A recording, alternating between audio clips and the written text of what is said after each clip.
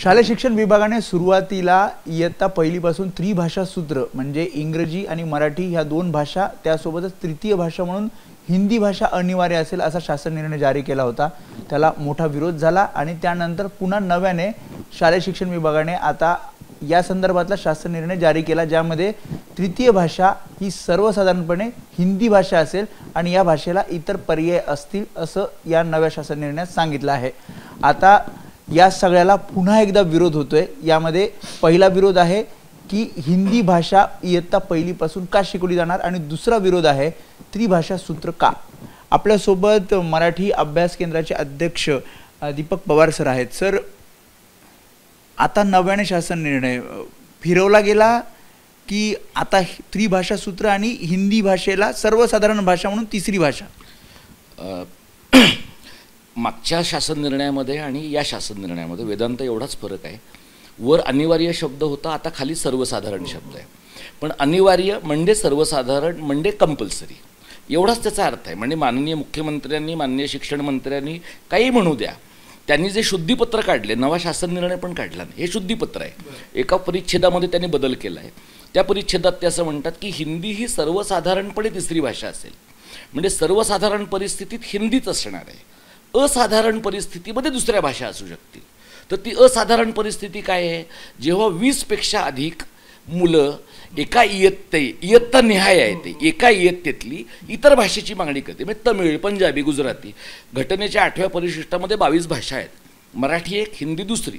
उरलेल्या 20 भाषा महाराष्ट्रात शिकवल्या जाऊ शकतात। माननीय मुख्यमंत्री मगाशी त्यांच्या बोलण्यात म्हणले तसं भारतीय भाषा शिकण्यात काय प्रॉब्लेम आहे? काही प्रॉब्लेम नाही।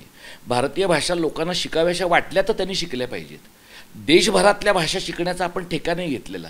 आणि जर भाषा शिकायच्या आहेत, तिसरी भाषा म्हणून काही शिकायचं आहे, तर मराठी लोकांना तुम्ही एवढ्या नेटानं हिंदी सक्तीचं करताय। उत्तर भारतातल्या बिमारू राज्यांना तुम्ही हिंदी सक्तीचं, मराठी सक्तीचं करून दाखवा ना। ते इथं पोटा पाण्यासाठी येत आहेत, रोजगारासाठी येत आहेत। इथे आल्यावर मराठी न बोलता मराठी लोकांवर माच करतायत, तर त्यांना तुम्ही मराठी सक्तीची करा। आणि मग शैक्षणिक धोरण काय आहे, शैक्षणिक आराखडा काय आहे, तिसरी भाषा का उपयोगाची आहे? हिंदी शिकवलं जात असेल पहिलीपासून, तर मग त्यात काय, म्हणजे त्यात तर विद्यार्थ्याला अगदी पहिलीपासून हिंदी आणि मराठी आणि इंग्रजी तिन्ही भाषेचं आकलन होईल असं आहे। मुलांनी किती भाषा शिकाव्यात? म्हणजे दादा भुसे सकाळी म्हणाले मुलं खूप भाषा शिकू शकतात। आज आता असं झालं की त्या प्रेस कॉन्फरन्समध्ये दादा भुसे शिक्षणतज्ज्ञ पण झालेले आहेत। ते मध्ये असं म्हणले की मुलं खूप भाषा शिकू शकतात। त्यांनी त्यांच्या सुकाणू समितीतल्या रमेश पानसेंनाच विचारलं पाहिजे, कारण त्यांनी बालमानसशास्त्राचा आणि शिक्षणाचा विचार केला आहे। पहिली भाषा कधी असायला पाहिजे, दुसरी भाषा कुठल्या टप्प्यावर सुरू करायला पाहिजे, तिसरी भाषा कुठल्या टप्प्यावर सुरू करायला पाहिजे, याचा अभ्यास केला ना महाराष्ट्रातल्या शिक्षणतज्ज्ञांनी। लीलाताई पाटलांपासून, रमेश पानसेंपासून गिरीश सामंतांनी केला आहे। पण या शहाण्या माणसांचं सरकारला नाही ऐकायचं आहे।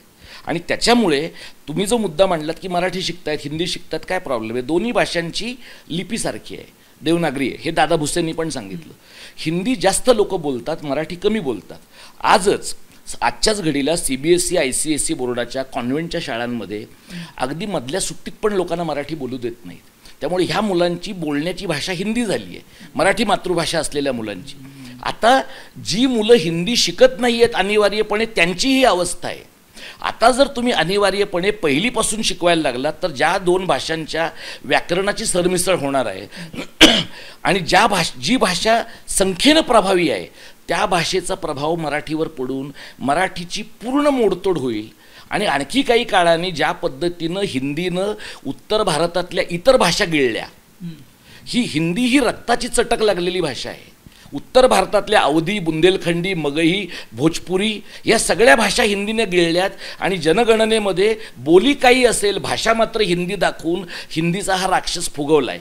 आता हिंदीला पुढचा जो बळी घ्यायचा आहे तो मराठीचा घ्यायचा आहे। आता मुख्यमंत्री असं म्हणतात की राष्ट्रीय शैक्षणिक धोरण आपण स्वीकारलेलं आहे आणि त्यामध्ये त्रिभाषा म्हणजे 3 भाषा सूत्र आपल्याला त्याचा अवलंब करावा लागणार, त्या भाषा इयत्ता पहिलीपासून शिकवाव्या लागणार। माननीय मुख्यमंत्र्यांनी आणि त्यांना हे सगळं ब्रीफ करणाऱ्या लोकांनी नीट राष्ट्रीय शैक्षणिक धोरण पाहिलं पाहिजे। राष्ट्रीय शैक्षणिक धोरणामध्ये त्रिभाषा सूत्राचा अवलंब करून आतापर्यंत ज्याप्रमाणे देशाची एकता, अखंडता ह्याच्यासाठी आदानप्रदानाची व्यवस्था करण्यात आली आहे, ती टिकवून राखली जाईल अशा प्रकारचा निर्देश आहे। त्रिभाषा धोरण काही आत्ता आलं नाही आहे, ते कोठारी आयोगापासून आहे। महाराष्ट्र हे त्रिभाषा धोरणाची प्रमाणाबाहेर प्रामाणिकपणे अंमलबजावणी करणारं राज्य आहे. इतर कोणत्या राज्यांमध्ये ही झाली अंमलबजावणी त्रिभाषा सूत्राची? कोठारी आयोगाच्या काळापासून सगळीकडे आहे. इयत्ता पहिलीपासून जे नाही, कुठेच नाही झालेली ना. म्हणजे आणि तुम्ही असं सांगा, जेव्हा त्रिभाषा धोरण या नवीन शैक्षणिक धोरणाच्या आधी होतं, कोठारी आयोगाच्या काळापासूनचं म्हणणं काय आहे, उत्तरेतल्या लोकांनी एक दक्षिणेतली भाषा शिकायची, दक्षिणेतल्या लोकांनी उत्तरेतली शिकायची. महाराष्ट्राने आनंदाने उत्तरेतली भाषा शिकली आहे. महाराष्ट्राची भाषा कोणी शिकली आहे? असा तुम्ही मला एक उत्तर भारतीय माणूस दाखवा की जो आनंदाने तमिळ शिकलाय, आनंदाने मल्याळम शिकलाय शिक्षणामध्ये, शहरात राहायला लागलं आणि मग कंपल्शन आहे का? म्हणजे राष्ट्रीय शैक्षणिक धोरणाच्या कंपल्शन नाही आहे. आणि राष्ट्रीय शैक्षणिक धोरणाच्या बाबतीमध्ये तमिळनाडूनं जो खटला दाखल केला आहे त्याच्याही मध्ये असं म्हटलं गेलेलं आहे की ह्या बाबतीतली लवचिकता राज्यांनी स्वीकारायची आहे. ती लवचिकता राज्याच्या आराखड्यामध्ये असली पाहिजे. आणि राज्याचा आराखडा आपला 23ला बनला, पुन्हा 24ला पण बनला. तर ही सक्ती का, हा जो आराखडा बनवला आहे बंधनकारक नाही, बंधनकारक नाही. राज्याच्या शिक्षण परिषदेचे राहुल रेखावार जे प्रमुख आहेत त्यांना काय हिंदी सक्तीचं कॉन्ट्रॅक्ट दिलंय का सरकारने, का भारत सरकारने दिलंय? ते गेले 1.5 महिना पुस्तक आली आहेत, आता बदलच होणार नाही. म्हणजे पुस्तकं आली आहेत, इयत्ता पहिलीची पुस्तकं हिंदीची आली आहेत, मग काय करायचं त्याचं? हजारो कोटी रुपये असे वाया जातात, जाळून टाकावीत पुस्तकं. म्हणजे ज्ञानाबद्दलचा राग, भाषेबद्दलचा राग असा नाही आहे. तुम्ही लोकांना न विचारता पुस्तकं आणलीत कशाला? लोकांनी तुम्हाला मागच्या 2 महिन्यातल्या आंदोलनात महाराष्ट्रभरातल्या लोकांनी, राजकीय पक्षांनी तुम्हाला काय म्हटलं? हिंदी सक्ती नाही, 3ऱ्या भाषेची सक्ती नको आहे आम्हाला. दुसरी भाषा, पहिल्या 2च भाषा मुलांच्या दृष्टीनं पुरेशा आहेत. 5वीच्या टप्प्याला तुम्ही त्यांना हिंदी शिकायला द्या. अनेक तज्ज्ञ, विद्याधर अमृतेंसारखे आपल्याकडचे तज्ज्ञ अनेक वर्ष सांगतायत की कामकाज की हिंदी असू द्या. मग ही कामकाज की हिंदी असायच्या सोडून तुम्ही मुलांना आता पहिलीपासून शिकवताय, उद्या बालवाडीपासून शिकवाल. तुम्ही जसं याला विरोध करताय, तुम्ही सगळ्या संघटना विरोध करताय, तसं मनसे अध्यक्ष राज ठाकरे सुद्धा विरोध करतायत. राजकीय पक्ष काही यामध्ये आता तुमच्या लढ्यामध्ये तुम्हाला पाठिंबा देत आहेत, तुम्ही त्यांना पाठिंबा देत. असं आहे की हा लढा आमचा, राज ठाकरेंचा, उद्धव ठाकरेंचा किंवा कुठल्या पक्षाचा असं ना, हा आपलाच लढा आहे ना. त्यामुळे आमची कार्यकर्ते म्हणून फारच माफक ताकद आहे. त्यामुळे आम्ही सगळ्या राजकीय पक्षांना, आमच्या सगळ्या कार्यकर्त्यांनी आम्ही आवाहन केलं आहे की हा प्रत्येक मराठी माणसाचा लढा आहे. आणि हा जर प्रत्येक मराठी माणसाचा लढा असेल तर राज ठाकरेंनी आज खूपच चांगली भूमिका मांडली आहे. त्या भूमिकेमध्ये त्यांनी IAS लॉबीचा मुद्दा मांडलेला आहे की IAS लॉबी मराठी द्वेष्टी, महाराष्ट्रद्रोही आहे, त्याचा मुद्दा त्यांनी मांडला आहे. त्यांनी गुजरातचा मुद्दा मांडला आहे की जर गुजरातमध्ये त्रिभाषा सूत्र नाही आहे तर महाराष्ट्रामध्ये काय? हा तर मुद्दा मला वाटतं सत्तेमधल्या लोकांनी पण जरा नीट पाहायला पाहिजे की गुजरातमधनं दिल्लीमधले गेलेले लोक जर त्यांच्या राज्यात 3री भाषा सक्तीची करत नाहीत कारण गुजराती माणूस बंड करेल असं त्यांना वाटतं, मग महाराष्ट्र ही कोपराने खाण्याची जागा आहे का? का महाराष्ट्र ही तुमच्या हिंदी, हिंदुस्थानच्या नॅरेटिव्हची प्रयोगशाळा आहे?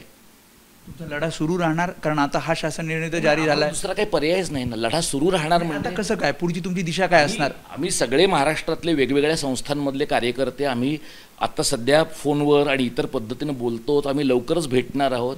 राजकीय पक्षांच्याही प्रतिनिधींना आम्ही भेटणार आहोत. माध्यमातल्या मंडळींनाही तुमच्यासारख्या आम्ही भेटतो आहोत. कारण हे काही अमुक माणसाने केलं तर यशस्वी होईल असं काम नाही आहे. हा महाराष्ट्राची, मराठी भाषेची, महाराष्ट्राच्या चेहऱ्याची आणि संघराज्याची ओळख पुसून टाकणारा अत्यंत आत्मघातकी आणि गुन्हेगारी स्वरूपाचा निर्णय आहे. याला जर आपण विरोध केला नाही तर आपण महाराष्ट्राला महाराष्ट्र म्हणावं या लायकीचे लोक राहणार नाही याची मला खात्री वाटते.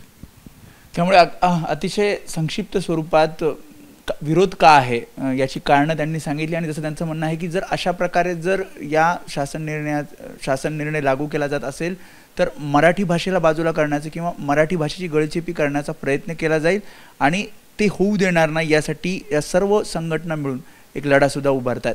कॅमेरामॅन अरविंद वारगेसह मी वेदांत नेब, ABP माझा, मुंबई. ABP माझा, उघडा डोळे बघा नीट.